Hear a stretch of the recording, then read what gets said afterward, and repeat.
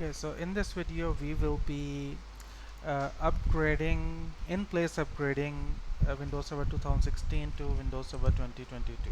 So before I start upgrade, what I will do is I will create a checkpoint here.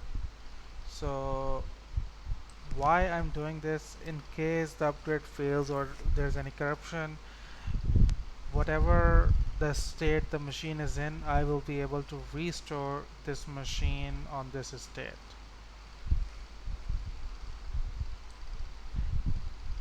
So you can see I have checkpoints created for a bunch of my machines, like it was a clean installation, and then I created a checkpoint.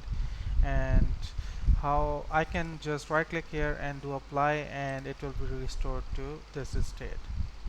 And let's see if no, I don't have checkpoints for the machines.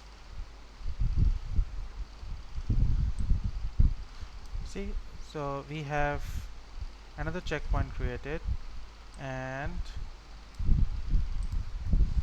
it also lists the date that it is created. And I can just, if I want to come here, I'll just apply, and from here it will revert back to whatever the state of this machine was at this time. So I'll start a new video for upgrading, and this will be it for this now.